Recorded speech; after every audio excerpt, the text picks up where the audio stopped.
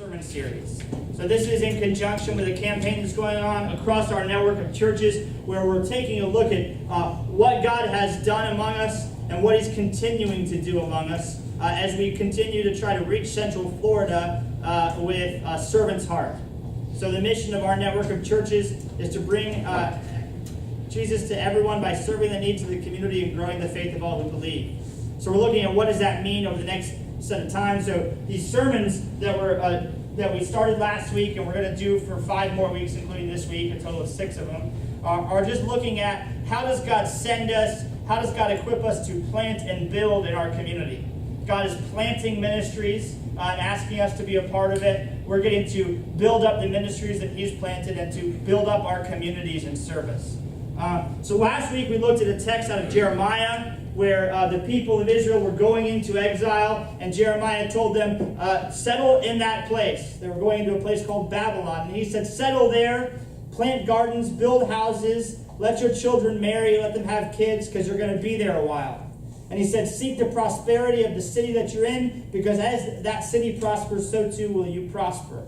And so it was this idea that God was sending them to a place, and even though it wasn't their home anymore, it was a foreign land, that they were to serve the place where they found themselves. And we talked about how, we sometimes are foreigners in a foreign land. Our citizenship is in heaven, but we serve the community that we find ourselves in because as it prospers, so too will we. And so we serve the community and build it up. And this week, we're actually looking at a passage that comes a couple generations after last week's passage. So the Old Testament story centers on the Promised Land. This section of what is present-day Israel, actually bigger than present-day Israel. But it was the land that God promised to Abraham, and He kept that promise through generations.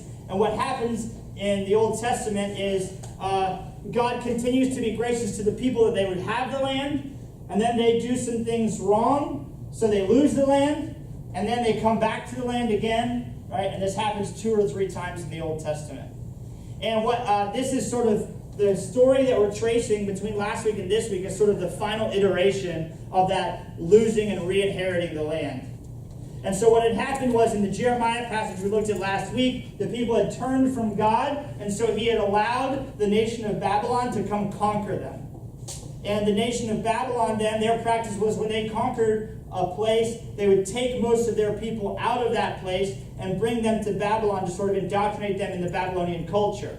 Then they'd send some Babylonians into that place to repopulate the place they had just conquered, trying to make it all Babylonian. Okay? And so that's what was happening last week when we heard from Jeremiah when he was telling the people, as you go into Babylon, settle down there and serve the city. And this week, we catch a portion of the story of when God was bringing the people back to the Promised Land. So for something like 40 years or so, the people of Israel, God's people, had been in Babylon, and within the Old Testament narrative, this was a time of silence. So the people were used to hearing from God through prophets, God speaking to them, God doing things for them. But when they were in exile, it was a period of silence. They didn't hear from God much, okay, in the context of the Old Testament narrative. And so they had been living as foreigners in a foreign land, as God's people displaced out of the Promised Land, and with God being silent, not speaking to them or giving them much direction. And then there was a guy named Ezra, and Ezra was of a priestly line, and it says he was a scribe, which means he studied the scriptures.